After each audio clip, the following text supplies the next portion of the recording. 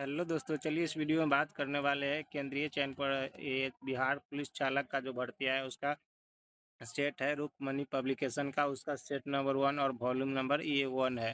तो चलिए इसका डिस्कशन करते हैं और आपको देखते हैं ये सेट का। सिंपली यहाँ पर देखने को मिल जाएगा इस तरह से सेट नंबर 1। तो आप चलिए इस सेट को हम लगाते हैं। सिंपली यहाँ पर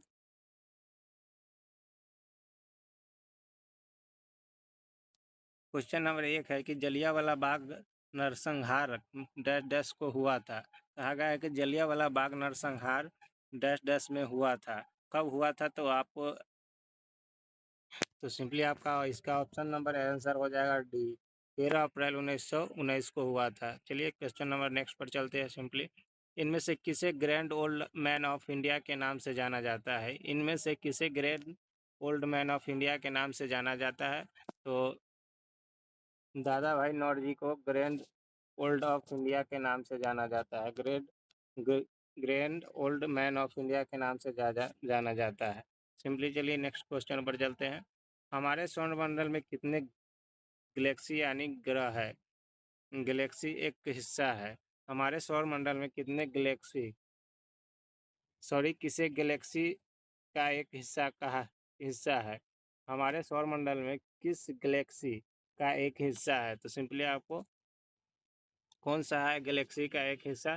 तो सिंपली आपका हो जाएगा ऑप्शन नंबर सी, आकाशगंगा है जो एक गैलेक्सी का हिस्सा है। चलिए क्वेश्चन नंबर नेक्स्ट में चलते हैं। भारत छोड़ो आंदोलन किस वर्ष शुरू किया गया था? भारत छोड़ो आंदोलन किस वर्ष शुरू किया गया था? तो आपका ऑप्शन नंबर ये सही हो जाएगा, 1942 में शुरू किया गया था। चलिए क्वेश्चन नंबर 5 को देखते हैं।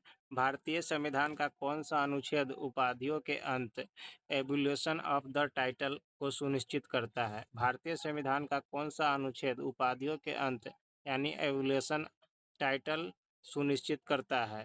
तो सिंपली आपका ऑप्शन नंबर डी करेक्ट हो जाएगा। इसमें अनुच्छेद 18 है जो भारतीय संविधान का अनुच्छेद उपाधियों के अंत है। ठीक ना। चलिए क्वेश्चन नंबर नेक्स्ट पर चलते हैं। विश्व की सबसे बड़ी प्रणाली भित्ति कौन सी है? विश्व की सबसे बड़ी प्रबल भित्ति कहाँ पाई जाती है? विश्व की सबसे प्रबल भित्ति कहाँ पाई जाती है? तो आपका आंसर हो जाएगा यहाँ पर ऑप्शन नंबर बी, ऑस्ट्रेलिया में पाई जाती है। ऑस्ट्रेलिया में पाई जाती है। चलिए क्वेश्चन नंबर नेक्स्ट देखते हैं। भारतीय स्टेट बैंक एसबीआई की स्थापना डैश डैश में हुई थी। भारतीय स्टेट बैंक यानी एसबीआई की स्थापना वर्ष डैश डैश में हुआ था। तो कब हुआ था एसबीआई का? तो स्थापना पूछेगा तो आपको आंसर स्थापना पूछेगा तो आपको ऑप्शन नंबर आपका डी सही हो जाएगा। कब हुआ था? 1806 में। कब? 1806 में। अगर यहाँ पर स्थापना पूछता है तो आपको 1806 लगाना है, नहीं तो आपको अगर राष्ट्रीयकरण पूछता है तो आपको लगाना है 1 अप्रैल 1955। चलिए क्वेश्चन नंबर नेक्स्ट पर चलते हैं और यहाँ पर देखते हैं क्वेश्चन नंबर 8। निम्नलिखित में से कौन सी नदी अरब सागर में गिरती है? निम्नलिखित में से कौन सी नदी अरब सागर में गिरती है?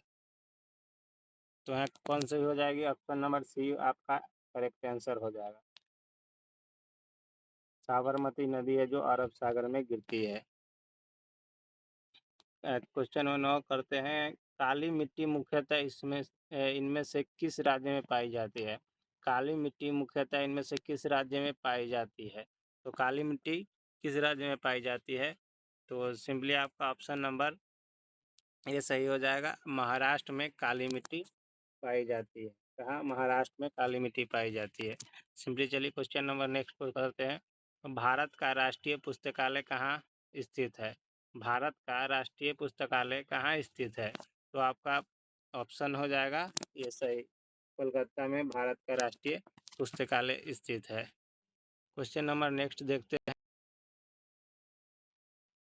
टीपू सुल्तान की राजधानी कहाँ थे? टीपू सुल्तान की राजधानी कहाँ थी? तो चलिए 11 नंबर क्वेश्चन का आंसर बताइए। टीपू सुल्तान की राजधानी कहाँ थी? तो आपका आंसर हो जाएगा श्रीरंगपट्टनम। कहाँ थी? श्रीरंगपट्टनम। चलिए क्वेश्चन नंबर 12 देखते हैं। नौजवान भारत सभा की स्थापना किसने की थी? नौजवान भारत सभा की स्थापना किसने की थी? तो क्वेश्चन नंबर 12 का आंसर हो जाएगा ऑप्शन नंबर डी, आपका सही हो जाएगा। नौजवान नौजवान भारत सभा की स्थापना भगत सिंह ने किया था। ब्राह्मण समाज का संस्थापक कौन था? ब्राह्मण समाज का संस्थापक कौन था? तो ब्राह्मण समाज का संस्थापक ऑप्शन नंबर आपका डी सही हो जाएगा, राजा राम मोहन राय था। कौन था? राजा राम मोहन राय थे।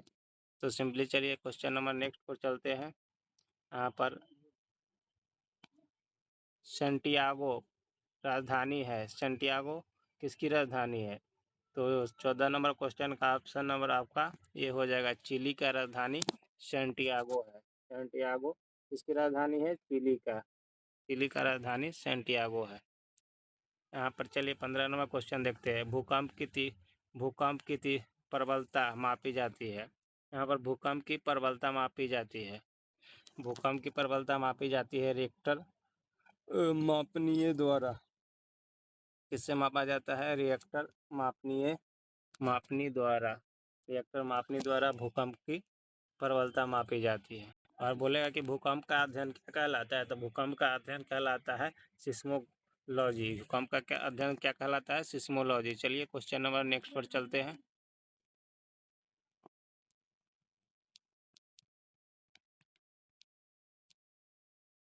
क्वेश्चन नंबर नेक्स्ट करते हैं।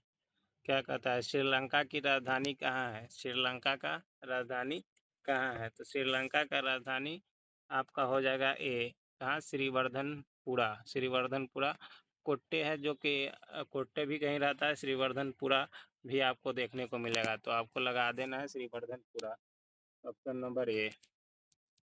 सिंपली 17 नंबर क्वेश्चन चलिए देखते हैं।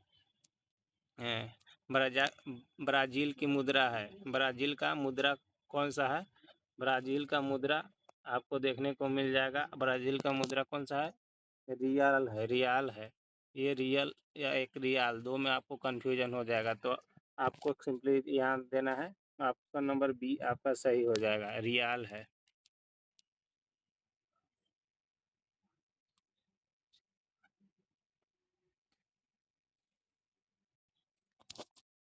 तो ऑप्शन नंबर आपका बी सही हो जाएगा। सिंपली चलिए, निम्नलिखित में से किस राज्य से होकर कर्क रेखा गुजरती है? तो निम्नलिखित में से किस राज्य से होकर कर्क रेखा गुजरती है? तो आपका 18 का ऑप्शन हो जाएगा सी। कौन सा? मध्य प्रदेश से कर्क रेखा होकर गुजरती है, ऑप्शन नंबर सी। अब कर्क रेखा कितने राज्यों से होकर गुजरती है पूछा जाएगा, तो आपको 8 राज्य से गुजरती है। कौन कौन राज्य? गुजरात, राजस्थान, मध्य प्रदेश, छत्तीसगढ़, झारखंड, पश्चिम बंगाल, त्रिपुरा और मिजोरम से होकर गुजरती है, ठीक ना।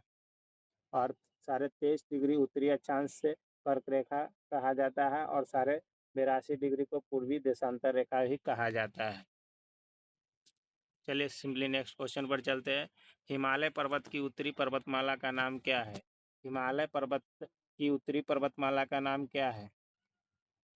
तो हिमालय पर्वत का उत्तरी पर्वतमाला का नाम क्या है? हिमाद्री है। ऑप्शन नंबर आपका एस करेक्ट हो जाएगा, हिमाद्री है। चलिए क्वेश्चन नंबर नेक्स्ट पर चलते हैं। भारत का सक्रिय ज्वालामुखी कौन सा है? भारत का सक्रिय ज्वालामुखी कौन सा है? तो आपका ऑप्शन नंबर सी सही होगा, बैरन द्वीप है जो भारत का सक्रिय जो है ज्वालामुखी द्वीप है। चलिए क्वेश्चन नंबर नेक्स्ट करते हैं। भारत का दक्षिणतम बिंदु कौन सा है? भारत का दक्षिणतम बिंदु कौन सा है? तो यहाँ पर हो जाएगा option number C, Indira point आपका भारत का दक्षिणतम बिंदु है, जो आपको देखने को मिलेगा। वही पूछा जाता कि भारत का उत्तरतम बिंदु कौन सा है, तो आपको इंदिरा कॉल आपको देखने को मिल जाता, आंसर होता। तो चलिए क्वेश्चन नंबर 22 में चलते हैं। यहाँ पर देखने को मिल जाएगा, विश्व में सबसे लंबा कौन सा बांध है? विश्व में सबसे लंबा बांध कौन सा है? विश्व में सबसे लंबा बांध कौन सा है? तो आपका कुछ आंसर सही हो जाएगा, हीराकुंड बांध है जो विश्व में सबसे लंबा बांध है और हीराकुंड बांध का जो लंबाई है 4800 मीटर है। 4800 मीटर है जो उड़ीसा में महानदी पर स्थित है। तो चलिए आपका आंसर हो जाएगा ऑप्शन नंबर बी, हीराकुंड बांध। चलिए यहाँ पर सिंपली निम्नलिखित में से कौन सी नदी अरब सागर में गिरती है? निम्नलिखित में से कौन सी नदी अरब सागर में गिरती है? तो कौन सा नदी अरब सागर में गिरता है? सिंपली आपका आंसर हो जाएगा ए, नर्मदा नदी है जो अरब सागर में गिरती है। कौन सा? नर्मदा नदी अरब सागर में गिरती है। चलिए क्वेश्चन नंबर 24 पर चलते हैं। भारत का वह राज्य जहाँ विश्व के थोरियम का विशाल भंडार है। भारत का वह राज्य जहाँ विश्व के थोरियम का विशाल भंडार है। कौन सा राज्य है जहाँ विश्व का थोरियम का विशाल भंडार है?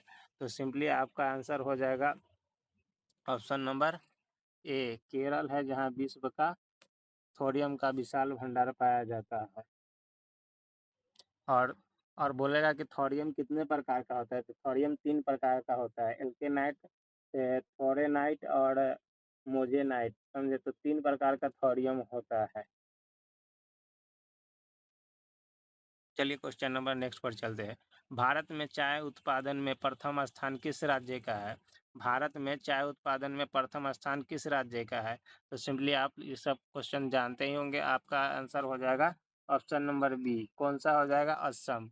असम है जो भारत में प्रथम स्थान है जो चाय में है। वही पूछा जाए कि चाय का खेती के लिए कितना आर्द्रता तापमान चाहिए? तो 20 से 30 सेल्सियस तक आर्द्रता चाहिए। और वर्षा कितना चाहिए चाय की खेती के लिए? तो 150 से 300 सेंटीमीटर वार्षिक होना चाहिए। ठीक है ना? तो चलिए क्वेश्चन नंबर नेक्स्ट में चलते हैं, देखते हैं। क्वेश्चन नंबर 26 पढ़ते हैं। निम्नलिखित में से कौन सा भारतीय स्टेडियम हॉकी मैच के लिए एक प्रमुख स्थल के रूप में प्रसिद्ध है? तो सिंपली में बोला जाए निम्नलिखित में से कौन सा भारतीय स्टेडियम हॉकी मैच के लिए एक प्रमुख रूप से प्रसिद्ध है? प्रमुख रूप से प्रसिद्ध है। तो कौन सा प्रसिद्ध है? यहाँ पर आपका ऑप्शन हो जाएगा option number B, Kalinga stadium. Kalinga stadium है जो प्रसिद्ध है हॉकी के लिए, हॉकी मैचों के लिए। ये स्टेडियम आपका कहाँ है? भुवनेश्वर उड़ीसा में पड़ता है। इसकी आधारशिला 1978 में रखा गया था। ठीक ना? तो सिंपली चलिए क्वेश्चन नंबर नेक्स्ट में चलते हैं। बास्केटबॉल में 2 टीम होते हैं और जिसमें प्रत्येक टीम में डैश डैश खिलाड़ी होता है। तो बास्केटबॉल में प्रत्येक टीम में कितने खिलाड़ी होते हैं? पहले तो बास्केटबॉल में 2 टीम होते हैं और उसमें प्रत्येक टीम में कितना खिलाड़ी होता है ये बताया गया है, पूछा गया है क्वेश्चन। तो सिंपली चलिए क्वेश्चन नंबर 27 का आंसर देखते हैं। आंसर हो जाएगा इसमें 5 खिलाड़ी होता है। कितना? प्रत्येक टीम में 5 खिलाड़ी होता है और 2 टीम होता है। तो सिंपली चलिए जानते हैं कुछ खेल के बारे में। तो बेसबॉल में कितने खिलाड़ी होता है? तो 9 खिलाड़ी होता है। और बास्केटबॉल बास्केटबॉल का आविष्कार किसने किया था? यानी तो आविष्कार जेम्स स्मिथ ने किया था। कब? 1891 में किया गया था। वही पूछा जाएगा कि पोलो में कितने खिलाड़ी होते हैं? तो 4 और वाटर पोलो में 7 खिलाड़ी होता है। और खो खो में तो 9 खिलाड़ी है, कबड्डी में 7 खिलाड़ी, हॉकी और फुटबॉल क्रिकेट में 11 खिलाड़ी और वॉलीबॉल में 7 खिलाड़ी होता है। और बेसबॉल में बोला जाए तो उसमें भी 7 खिलाड़ी होता है और बास्केटबॉल में 5 खिलाड़ी होता है, जो कि आपका क्वेश्चन में देखने को मिला था। एक रग्बी फुटबॉल होता है, उसमें 15 खिलाड़ी, सबसे ज़्यादा रग्बी फुटबॉल में 15 खिलाड़ी देखने को मिलता है। चलिए क्वेश्चन नंबर नेक्स्ट पर चलते हैं। निम्नलिखित में से कौन सा खेल पाकिस्तान का राष्ट्रीय खेल है? निम्नलिखित में से कौन सा खेल पाकिस्तान का राष्ट्रीय खेल है? तो आप लोग तो इसका जवाब जानते ही होंगे। यहाँ पर देख सकते हैं ऑप्शन नंबर करेक्ट हो जाएगा डी। कौन सा है? Field hockey. फील्ड हॉकी है। कहीं कहीं आपको हॉकी भी दिया रहेगा, फील्ड हॉकी नहीं दिया रहेगा तो आपको लगा देना है, वो आपका करेक्ट हो जाएगा। सिंपली अगर फील्ड हॉकी ना हो तो हॉकी को लगाना है, नहीं तो ये आपको गलत हो सकता है। चलिए क्वेश्चन नंबर नेक्स्ट में चलते हैं।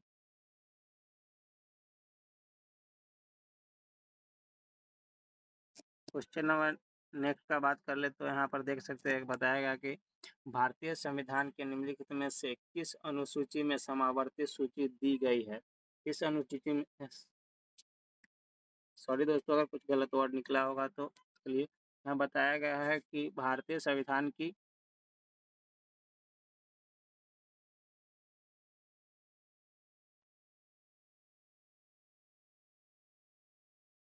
भारतीय संविधान के निम्नलिखित में से किस अनुसूची में समावर्ती सूची दी गई है। तो चलिए, आपका क्वेश्चन नंबर 29 का आपका करेक्ट आंसर हो जाएगा कि 7वां अनुसूची है, जिसमें आपकी 7वीं अनुसूची में समावर्ती सूची दी गई है, ठीक ना। 10वीं पंचवर्षीय योजना की समय अवधि निम्नलिखित में से कौन सा है। 10वीं पंचवर्षीय योजना की समय अवधि निम्नलिखित में से कौन सा था। तो 10वीं पंचवर्षीय योजना का निम्नलिखित में से समय अवधि कौन सा हो जाएगा। आपका करेक्ट आंसर हो जाएगा 2002 से 2007 तक था। और यहाँ पर बोला जाता है कि 11वीं पंचवर्षीय योजना, तो आपका ऑप्शन नंबर हो जाता सी, 2007 से 2012 तक 11वीं थी। और 12वीं बोला जाता तो आपका ऑप्शन नंबर डी हो जाता 12 से 17। पंचवर्षीय योजना 12वीं थी। चलिए क्वेश्चन नंबर नेक्स्ट चलते हैं। टोटल पंचवर्षीय योजना 12 हुआ था, जिसमें से प्रथम बोला जाता तो आपको प्रथम 1951 से 56 प्रथम पंचवर्षीय योजना हो जाता। चलिए क्वेश्चन नंबर नेक्स्ट पर चलते हैं और देखते हैं।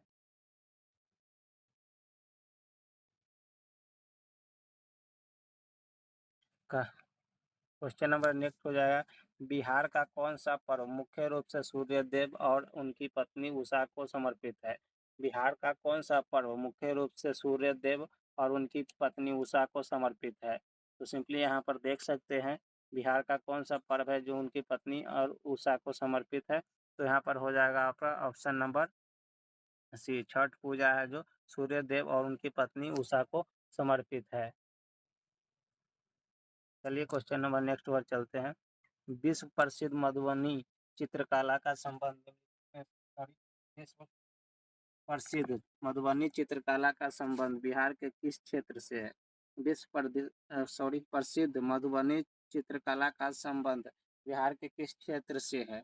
तो सिंपली आपको ऑप्शन नंबर करेक्ट हो जाएगा, ये मिथिला से है, मिथिला से है, ठीक ना।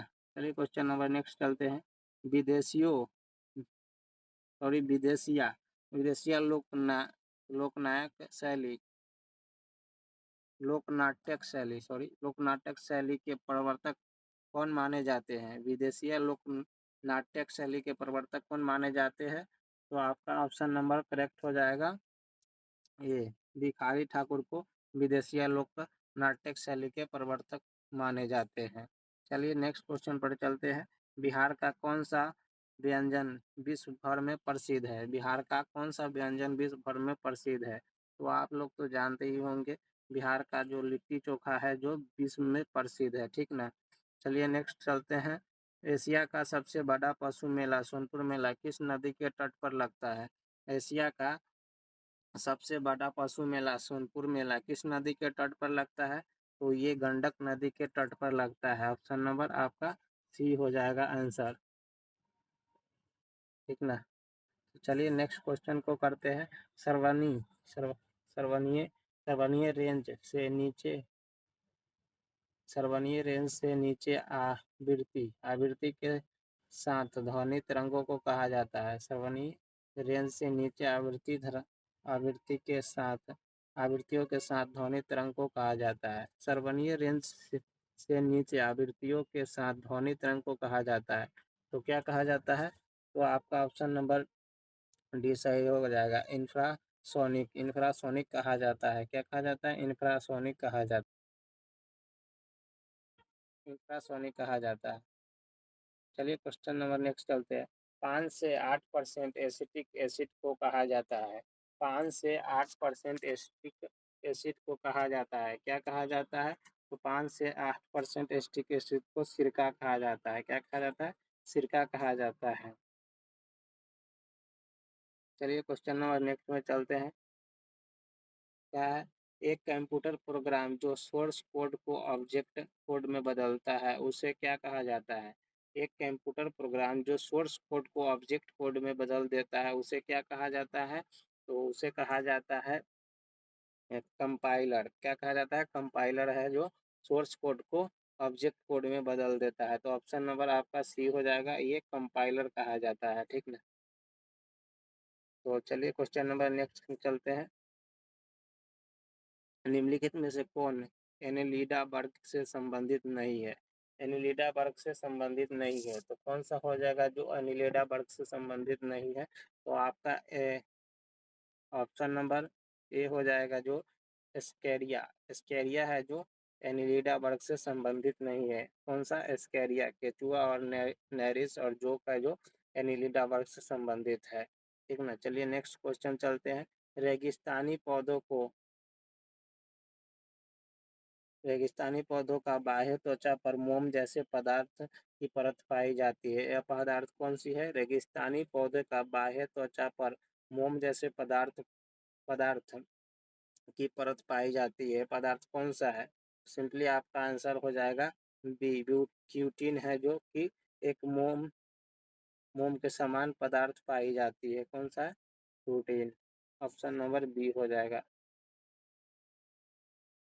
चलिए क्वेश्चन नंबर 41 की तरफ देखते हैं। कौन सा है? बल और विस्थापन का गुणनफल क्या कहलाता है? बल और विस्थापन का गुणनफल कहलाता है कार्य।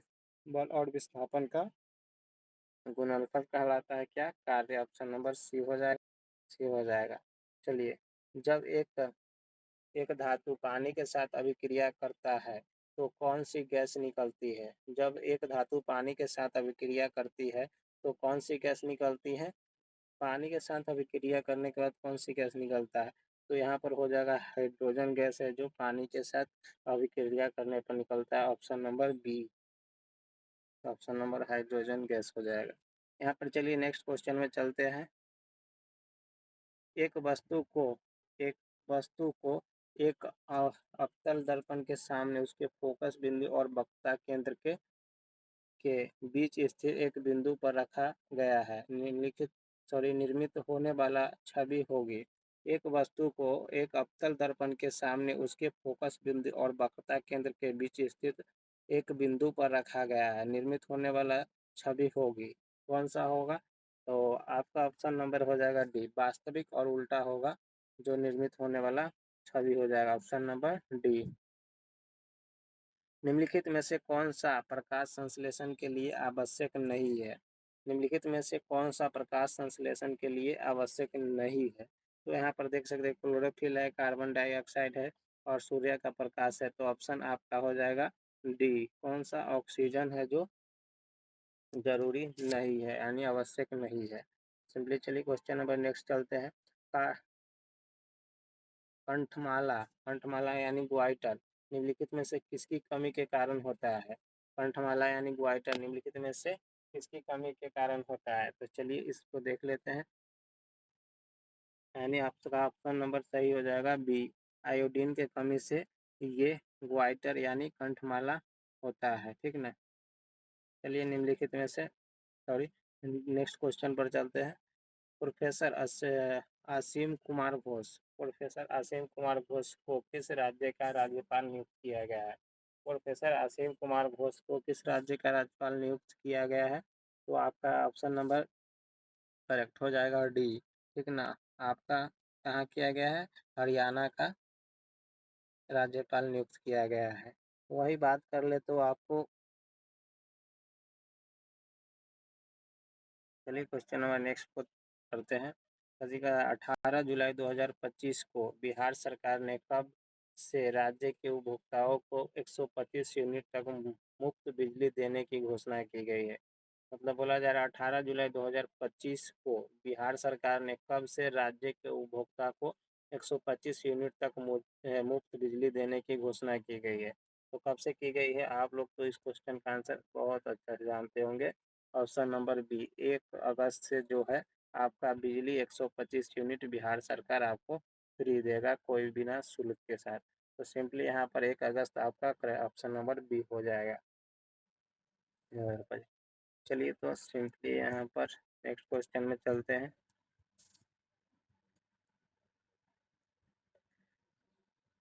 कहा जा रहा है भारत सरकार ने वार्षिक स्वच्छता सर्वेक्षण 2024-25 में 9वें संस्करण में भारत का कौन सा शहर शीर्ष स्थान पर रहा है। भारत सरकार ने वार्षिक स्वच्छता सर्वेक्षण 2024-25 में 9वें संस्करण में 9 बार भारत का कौन सा शहर शीर्ष स्थान पर यानी टॉप में रहा है। तो आपका ये इंदौर हो जाएगा कि स्वच्छता, ऑप्शन नंबर सी इंदौर है, जो कि 9 बार है स्वच्छता में टॉप स्थान पर रहा है यानी शीर्ष पर रहा है। चलिए क्वेश्चन नंबर नेक्स्ट देखते हैं। विंबलडन विंबलडन वुमेन्स लीग 2025 का खिताब किस खिलाड़ी ने जीता है। विंबलडन वुमेन्स लीग 2025 का खिताब किस खिलाड़ी ने जीता है। तो यहाँ पर आपका ऑप्शन हो जाएगा सी, ऑप्शन नंबर सी। क्या ईगा ईगा ईगा स्वियाटेक हो जाएगा। ऑप्शन नंबर आपका सी करेक्ट हो जाएगा। चलिए क्वेश्चन नंबर नेक्स्ट पर चलते हैं। फीफा क्लब विश्व कप 2025 का खिताब किसने जीता है। फीफा क्लब विश्व का खिताब किसने जीता है। तो आपका ऑप्शन नंबर करेक्ट हो जाएगा ए, चेल चेल्सी चेल्सी है जो इंग्लैंड का है, वो जीता है, ठीक ना। फीफा क्लब 2025 का खिताब चेल्सी। सिंपली चलिए क्वेश्चन नंबर नेक्स्ट पर चलते हैं। भारत में बैटरी पासपोर्ट प्रणाली की शुरुआत किसके नेतृत्व में की जा रही है। भारत में बैटरी पासपोर्ट प्रणाली की शुरुआत किसके नेतृत्व में की जा रही है। तो आपका 51 का ऑप्शन नंबर हो जाएगा डी। कौन सा है। तो इसका नेतृत्व करेगा नीति आयोग, ठीक ना, उसके नेतृत्व में ये चालू किया गया है, शुरू किया गया है। सिंपली चलिए क्वेश्चन नंबर नेक्स्ट चलते हैं। आरपीएफ की पहली महिला महानिर्देशक किसे नियुक्त किया गया है। ये पहली महिला निर्देशक है। आरपीएफ की पहली महिला निर्देशक किसे नियुक्त किया गया है। तो यहाँ पर आपका आंसर हो जाएगा बी, सोनाली मिश्रा है, जो सोनाली मिश्रा को नियुक्त किया गया है। कौन है, सोनाली मिश्रा है जो जिसे नियुक्त किया गया है। चलिए क्वेश्चन नंबर नेक्स्ट पर चलते हैं। भारतीय सेना का प्रचंड शक्ति अभ्यास उत्तर प्रदेश राज्य के किस शहर में आयोजित किया गया है। भारतीय सेना का प्रचंड शक्ति अभ्यास उत्तर प्रदेश राज्य के किस शहर में आयोजित किया गया है। तो किस शहर में आयोजित किया गया है। तो आपका ऑप्शन हो जाएगा बी। कौन सा, बी, मेरठ में किया गया है, ठीक है ना। चलिए क्वेश्चन नंबर नेक्स्ट पर चलते हैं। जस्टिस संजीव सचदेव जस्टिस संजीव सचदेव को किस राज्य का मुख्य न्यायाधीश नियुक्त किया गया है। जस्टिस संजीव सचदेव को किस राज्य का मुख्य न्यायाधीश नियुक्त किया गया है। तो आपका 54 का करेक्ट आंसर हो जाएगा ए, मध्य प्रदेश का मुख्य न्यायाधीश नियुक्त किया गया है, ठीक ना। चलिए क्वेश्चन नंबर नेक्स्ट पर चलते हैं। 14 जुलाई 2025 को भारतीय भारतीय विदेश मंत्री एस जयशंकर किस देश के 2 दिवसीय आधिकारिक दौरे पर थे। 14 जुलाई 2025 से भारतीय विदेश मंत्री एस जयशंकर किस देश के 2 दिवसीय आधिकारिक दौरे पर थे। तो किस देश के आधिकारिक 2 दौरे पर थे। तो सिंपली आपका ऑप्शन हो जाएगा चीन के दौरे पर थे। कहाँ, चीन के दौरे पर थे। चलिए क्वेश्चन नंबर नेक्स्ट को देखते हैं। भारत का पहला एक्वाटेक पार्क किस राज्य में स्थापित किया गया है। भारत का पहला एक्वाटेक पार्क किस राज्य में स्थापित किया गया है। तो ये हो जाएगा आपका ऑप्शन नंबर ए, यानी असम में स्थापित किया गया एक्वाटेक पार्क, ठीक ना। तो सिंपली चलिए नेक्स्ट क्वेश्चन पे चलते हैं। भारत के 27वें ग्रैंड मास्टर कौन बने हैं। भारत के 27वें ग्रैंड मास्टर कौन बने हैं। तो आपका ऑप्शन हो जाएगा कौन बने हैं। तो डी है, जो हरिकृष्ण ए राय है।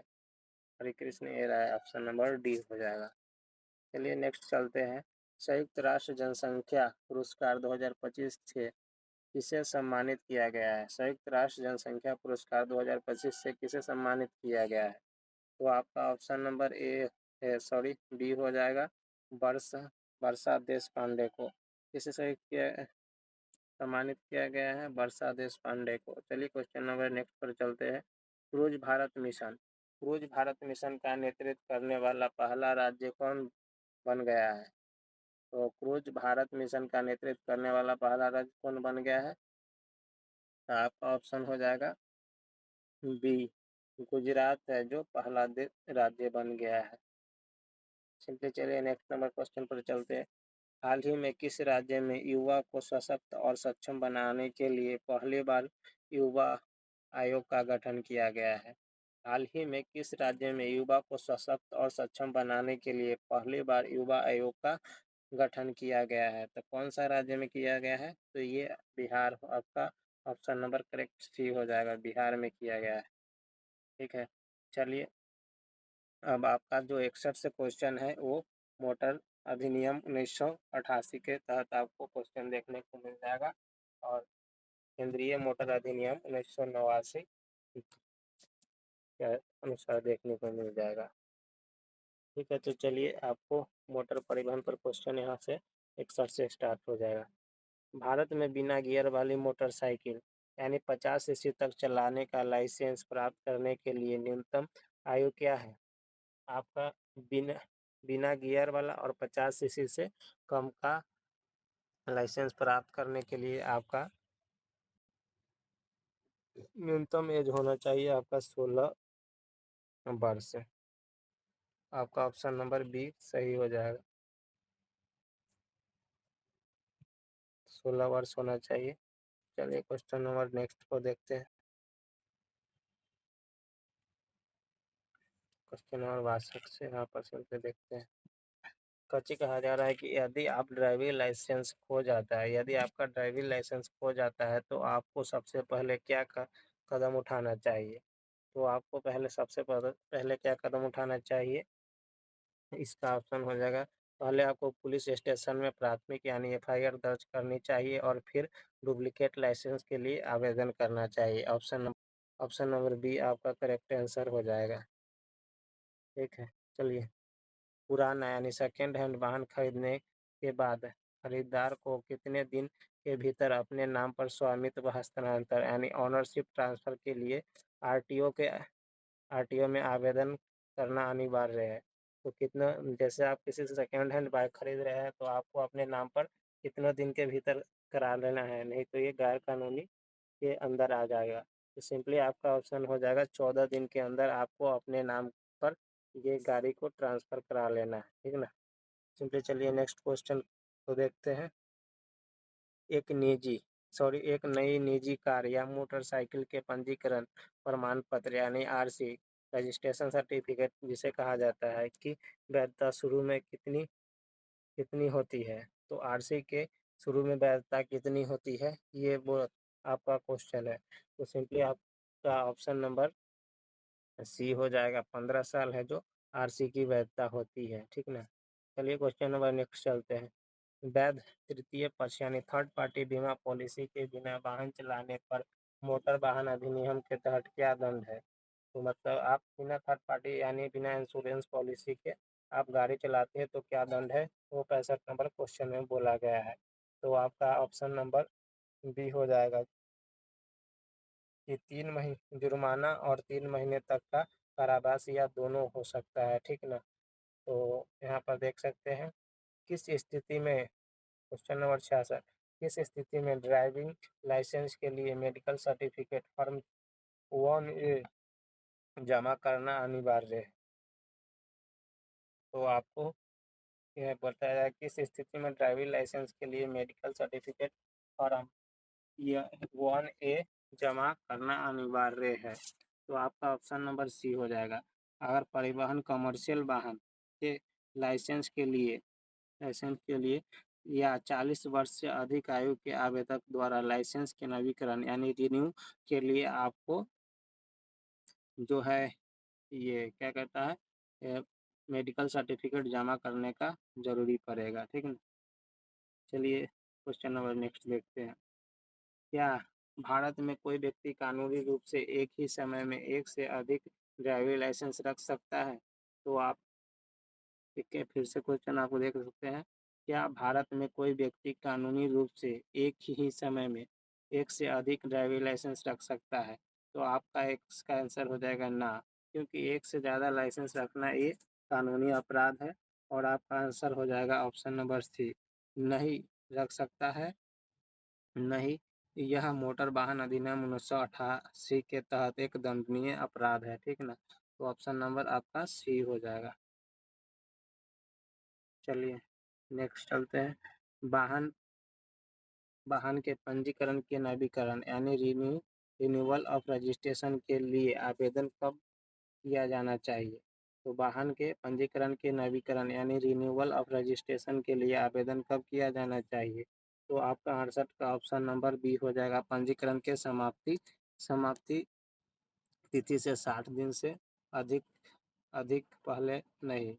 मतलब कह रहा है कि 60 दिन से अधिक नहीं होना चाहिए, उससे पहले आपको कराना है। जैसे कि यहाँ बताया गया है 60 आपका जैसे ही ख़त्म होना चाहिए, उसके 60 दिन के बीच में आप कभी भी करा सकते हैं, ठीक ना। तो यहाँ पर आपका ऑप्शन ऑप्शन नंबर बी हो जाएगा।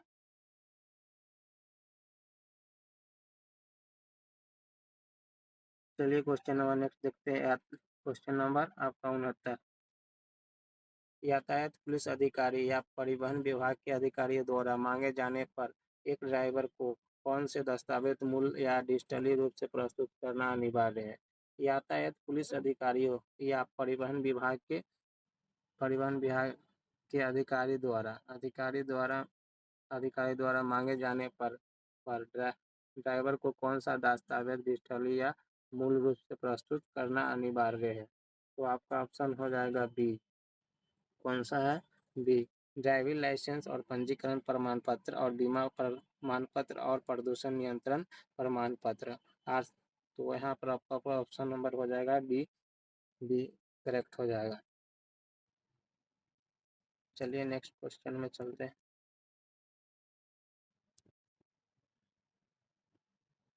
Question number 70। अगर यहाँ पर बताया जा रहा है कि अंतर्राष्ट्रीय ड्राइविंग परमिट यानी इंटरनेशनल ड्राइविंग परमिट आईडीपी जिसे कहा जाता है शॉर्ट में, तो शॉर्ट नाम भी याद रखिएगा। आईडीपी का इंटरनेशनल ड्राइविंग परमिट फुल रूप हो गया यानी फुल फॉर्म हो गया। तो कौन जारी करता है अंतर्राष्ट्रीय ड्राइविंग परमिट, कौन जारी करता है?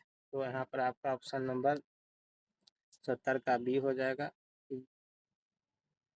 कौन जारी करता है? तो आवेदक के क्षेत्र का संबंधित क्षेत्रीय परिवहन कार्यालय यानी आरटीओ जारी करता है। आपका जो लोकल आरटीओ है वो जारी करेगा आपके क्षेत्र का। तो चलिए 71 नंबर क्वेश्चन के साथ देखते हैं। मोटर वाहन अधिनियम किस धारा के तहत शराब पीकर गाड़ी चलाना एक अपराध है? तो शराब यहाँ पर चलिए फिर से क्वेश्चन पढ़ लेते हैं। मोटर वाहन अधिनियम के किस धारा के तहत शराब पीकर गाड़ी चलाना एक अपराध है? तो धारा आपका 185 हो जाएगा, जो कि ऑप्शन नंबर ए हो जाएगा। 185 के तहत अगर आप शराब पीकर गाड़ी चलाते हैं तो ये अपराध है, और जो कि शराब का लिमिट भी होता है, अगर उससे ज़्यादा होता है तो आपको जुर्माना या दंड भी हो सकता है। जैसे कि अल्कोहल का मात्रा अगर 30 मिलीग्राम या प्रति 100 मिलीलीटर रक्त में अधिक नहीं होने चाहिए, इतना उससे अधिक होगा तो आपको जुर्माना और दंड हो सकता है। सिंपली चलिए क्वेश्चन नंबर देख लेते हैं नेक्स्ट।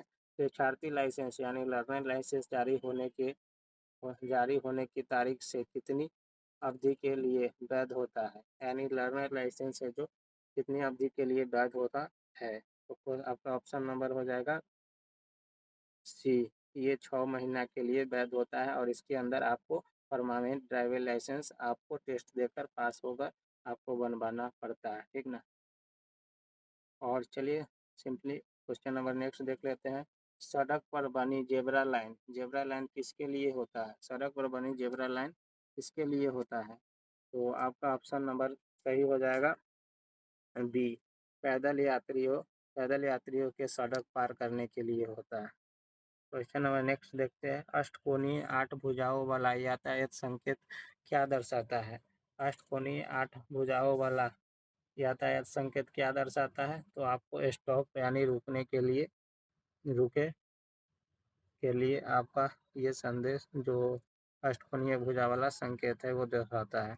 चलिए नेक्स्ट देखते हैं 75 नंबर। पीयूसी प्रमाण पत्र का पूर्ण रूप क्या होता है? तो अभी आपने देखा है कि पीयूसी प्रमाण पत्र का पूर्ण रूप क्या होता है। तो 75 का ऑप्शन हो जाएगा बी, पॉल्यूशन अंडर कंट्रोल है, जो कि पीयूसी का पूर्ण रूप होता है। ठीक ना। तो चलिए क्वेश्चन नंबर नेक्स्ट पर चलते हैं। क्वेश्चन नंबर नेक्स्ट है क्या, त्रिकोणीय आकार वाला यातायात संकेत क्या दर्शाता है? त्रिकोणीय आकार वाला यातायात संकेत क्या दर्शाता है? अनिवार्य, तो आपका ऑप्शन नंबर हो जाएगा, कौन सा हो जाएगा? सी, चेतावनी। आपका ऑप्शन नंबर चेतावनी त्रिकोणीय आकार वाले संकेत दर्शाते हैं। ठीक है ना। चलिए क्वेश्चन नंबर नेक्स्ट देखते हैं। किसी आपातकालीन वाहन को रास्ता देना अनिवार्य है, क्योंकि क्यों देना है? किसी आपातकालीन वाहन को रास्ता देना अनिवार्य है, जैसे कि एम्बुलेंस हो गया, फायर ब्रिगेड हो गया, अग्निशामक हो गया, जैसे इस दमकल, ये सब आप वाहन है तो आप उसको रास्ता दे देना चाहिए, नहीं तो इसके लिए आपको फाइन भी पड़ सकता है। ठीक ना। तो आपको यहाँ पर ऑप्शन नंबर ए हो जाएगा, ऑप्शन एम्बुलेंस और अग्नि वाहन, अग्नि सॉरी ग्रीस सॉरी इसका ऑप्शन नंबर आपका डी हो जाएगा। ठीक ना। कौन सा हो जाएगा? डी हो जाएगा, उपयुक्त में से सभी। एम्बुलेंस और ग्रीष्मन वाहन, एम्बुलेंस और अग्निशामक सॉरी वाहन और पुलिस वाहन और सरकारी वाहन सभी को रास्ता आपको देना चाहिए। ठीक है ना। नहीं तो इसके लिए आपको क्या हो सकता है? आपको दंड के भागी हो सकते हैं और इसके लिए अच्छा खासा आपको जुर्माना भी देना पड़ सकता है। ठीक ना। चलिए नेक्स्ट क्वेश्चन तक देखते हैं। बिना बिना बीमा इंश्योरेंस के वाहन चलाना मोटर वाहन अधिनियम के किस धारा का उल्लंघन करता है? मतलब बिना इंश्योरेंस के गाड़ी चलाते हैं तो किस धारा के अधिनियम का आप उल्लंघन करते हैं? तो 78 का आपका ऑप्शन हो जाएगा ये, धारा 196 का आप उल्लंघन करते हैं। ठीक ना। तो चलिए, नीले रंग के पृष्ठभूमि वाले गोलाकार सड़क सड़क सड़क संकेत को क्या कहते हैं? नीले रंग के पृष्ठभूमि वाले गोलाकार सड़क संकेत को क्या कहते हैं? तो क्या कहा जाता है? तो आप यहाँ पर ऑप्शन नंबर आपका सी, एक अनिवार्य अनिवार्य निर्देश होता है। ठीक ना, नीले रंग। तो यहाँ पर चलिए क्वेश्चन नंबर नेक्स्ट देखते हैं। वाहन चलाते समय मोबाइल फोन का उपयोग करना किस नियम के तहत प्रतिबंधित है? वाहन चलाते समय वाहन चलाते समय मोबाइल फ़ोन का उपयोग करना किस नियम के तहत प्रतिबंधित है? तो ये आपका ऑप्शन नंबर डी हो जाएगा, उपयुक्त में से सभी। खतरनाक ड्राइविंग और लापरवाही से ड्राइविंग और ध्यान ड्राइविंग भटका भटक ड्राइविंग। ठीक ना। तो नेक्स्ट क्वेश्चन पर चलते हैं। इंजन इंजन ऑयल को नियमित रूप से क्यों बदलना चाहिए? तो इंजन ऑयल को आपको नियमित रूप से क्यों बदलना चाहिए? आपका ऑप्शन नंबर हो जाएगा कि इन बी, यहाँ पर, क्योंकि इंजन के चल पुर्जों को चिकनाई देने और घिसाव से बचाने के लिए आपको इंजन ऑयल को बदलना चाहिए नियमित रूप से। ठीक ना। चलिए क्वेश्चन नंबर नेक्स्ट देखते हैं। वाहन को लेड एसिड बैटरी में इलेक्ट्रोलाइट का स्तर कम होने पर क्या मिलाना सबसे उपयुक्त है? तो यहाँ पर वाहन में लेड एसिड बैटरी को इलेक्ट्रोलाइट के का स्तर कम हो जाने पर क्या मिलाना सबसे उपयुक्त है? तो आपका ऑप्शन नंबर हो जाएगा बी, डिस्टिल वाटर, या इसे ही आशुतोष वो जल भी कहा जाता है। ऑप्शन नंबर बी हो जाएगा। चलिए क्वेश्चन नंबर नेक्स्ट देखते हैं।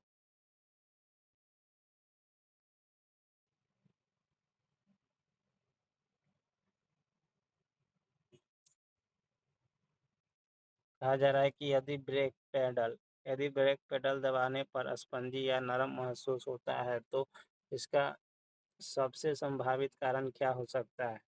यहाँ पर आपका ऑप्शन नंबर हो जाएगा B, system sorry brake system में हवा आ गई है, इसीलिए नरम हो जाता है, ठीक ना। तो सिंपली चलिए नेक्स्ट पे, गाड़ी में रेडिएटर का मुख्य कार्य क्या होता है? गाड़ी में रेडिएटर का मुख्य कार्य क्या होता है? तो गाड़ी में रेडिएटर का मुख्य कार्य होता है आपका ऑप्शन नंबर सी आपका करेक्ट हो जाएगा। इंजन को उसके कार्य इंजन को उसके कार्य तापमान पर बनाए रखना और ज़्यादा गर्म होने से रोकना, ठीक ना। टायरों के असमान रूप से घिसने का एक प्रमुख कारण क्या होता है? टायरों के असमान रूप से घिसने का एक प्रमुख कारण क्या होता है?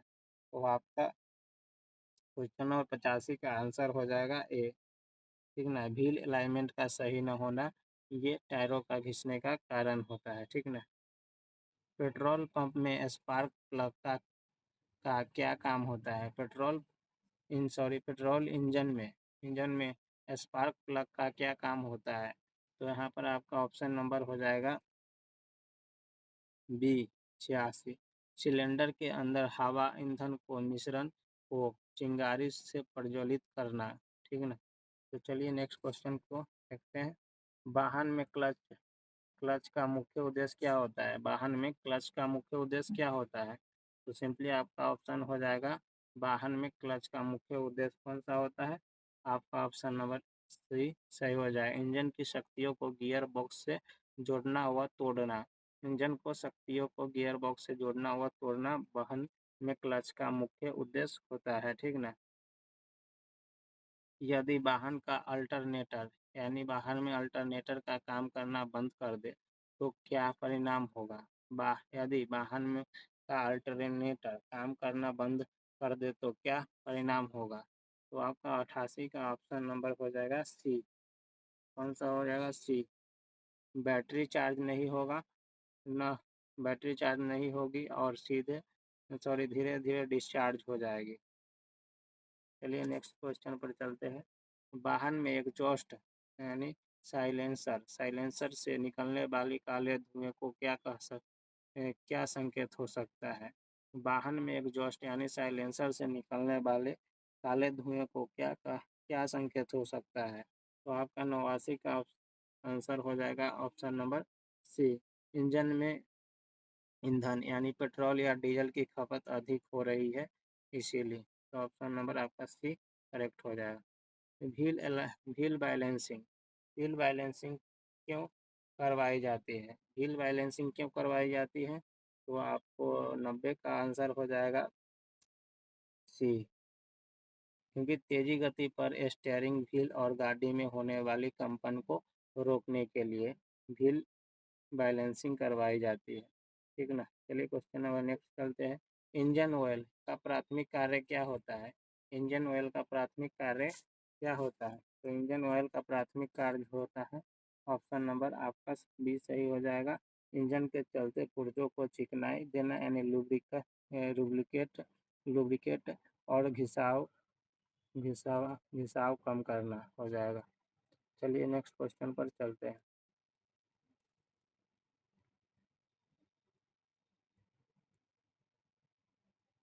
वाहन में रेडिएटर वाहन में रेडिएटर यानी कूलेंट का उपयोग क्यों किया जाता है?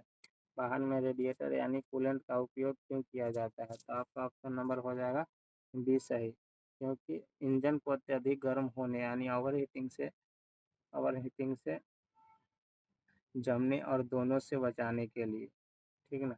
ओवरहीटिंग और जमने से दोनों के लिए बचाने के लिए, ठीक ना। चलिए नेक्स्ट क्वेश्चन में चलते हैं। यदि कार में एग्जॉस्ट से नीले धुआं निकल रहा हो तो यह किस बात का संकेत है? यदि कार में एग्जॉस्ट से नीला धुआं निकल रहा हो तो यह किस बात का संकेत है? तो सिंपली आपका 93 का ऑप्शन नंबर हो जाएगा सी। यह इंजन ऑयल कंबंशन चेंबर में जल रहा है। इंजन ऑयल कंबंशन चेंबर में जल रहा है, ठीक है। नेक्स्ट क्वेश्चन पर चलते हैं। वाहन में अल्टरनेटर का मुख्य कार्य क्या होता है? वाहन में अल्टरनेटर का मुख्य कार्य क्या होता है? 94 का ऑप्शन हो जाएगा आपका बी। वाहन में अल्टरनेटर का मुख्य कारण ऑप्शन नंबर बी करेक्ट हो जाएगा, बैटरी को चार्ज करना और विद्युत उपकरणों को बिजली देना ही वाहन में अल्टरनेटर का काम होता है। बैटरी को चार्ज करना और विद्युत उपकरणों को बिजली देना होता है। व्हील अलाइनमेंट को क्यों आवश्यक है? व्हील अलाइनमेंट क्यों आवश्यक है? तो आपका 95 का ऑप्शन हो जाएगा सी। ऑप्शन नंबर सी, यह सुनिश्चित करने के लिए कि पहियों को सीधे और सही कोण पर चले, जिससे टायर के घिसाव कम हो, ठीक ना। इसीलिए व्हील अलाइनमेंट जरूरी है, ठीक है। चलिए क्वेश्चन नंबर नेक्स्ट देखते हैं। मैनुअल ट्रांसमीटर वाली गाड़ी में क्लच की भूमिका होती है। मैनुअल ट्रांसमीटर वाली गाड़ी में क्लच की भूमिका होती है। तो 96 का आपका आंसर हो जाएगा ऑप्शन नंबर बी, इंजन की शक्ति को गियर बॉक्स से जोड़ना और अलग करना, ठीक ना। चलिए क्वेश्चन नंबर नेक्स्ट देखते हैं। ब्रेक फ्लूइड का स्तर कम होने का सबसे आम लक्षण क्या होता है? ब्रेक फ्लूइड का स्तर कम होने का सबसे आम लक्षण क्या होता है? तो आपका ऑप्शन नंबर हो जाएगा 97 का बी हो जाएगा। 97 ब्रेक पैडल का नरम यानी स्पॉन्जी या बहुत नीचे तक जाना, ये हो जाएगा ब्रेक फ्लूइड के स्तर का कम होना, ठीक है ना। 98 का ये टायर में नाइट्रोजन गैस भरवाने का एक मुख्य लाभ क्या है? टायर में नाइट्रोजन गैस, टायर में कौन सा गैस भरा जाता है? तो नाइट्रोजन गैस। इसका एक मुख्य लाभ क्या है? तो आपका ऑप्शन नंबर बी हो जाएगा। यह सामान्य हवा की तुलना में लंबे समय तक सही दबाव बनाए रखती है, ठीक ना। तो नेक्स्ट क्वेश्चन चलते हैं। वाहन में सस्पेंशन सिस्टम में शॉकर एब्जॉर्बर का क्या काम होता है? तो 98 का ऑप्शन नंबर हो जाएगा शॉकर एब्जॉर्बर का काम होता है सड़क के झटकों को नियंत्रित करना और आरामदायक सवारी देना। सड़क को झटकों को नियंत्रित करना और आरामदायक सवारी देना, ठीक है ना। चलिए क्वेश्चन नंबर नेक्स्ट देखते हैं और ये क्वेश्चन नंबर लास्ट भी है। स्पार्क प्लग का कार्य किस प्रकार के इंजन में होता है? स्पार्क प्लग का कार्य किस प्रकार के इंजन में होता है? तो आपका आंसर हो जाएगा ऑप्शन नंबर सी में, यह पेट्रोल इंजन में होता है, ठीक ना। तो आपका ये फाइनल हो गया। तो आपका इस सेट में कितना नंबर आया वो ज़रूर बताएं और वीडियो कैसा लगा वो भी ज़रूर बताएं। और ये सेट आपको कंप्लीट देखने को मिलेगा जो कि रुक्मणी का वॉल्यूम 1 है। तो आप प्लीज़ सपोर्ट करें ऐसे ही। अगर आपका अच्छा सपोर्ट रहा, रिस्पॉन्स रहा, तो आपको और भी बुक का आपको यहाँ पर देखने को मिल जाएगा सेट, और आपको इसका पीडीएफ भी देखने को मिल जाएगा आप कुछ टाइम में आपके टेलीग्राम पर, ठीक है। तो मिलते हैं नेक्स्ट वीडियो में। प्लीज़ अपना सपोर्ट दिखाएं और ऐसे ही आपको सेट मिलते रहेगा अगर आपका सपोर्ट अच्छा रहा तो। Thank you. मिलते हैं नेक्स्ट सेट में।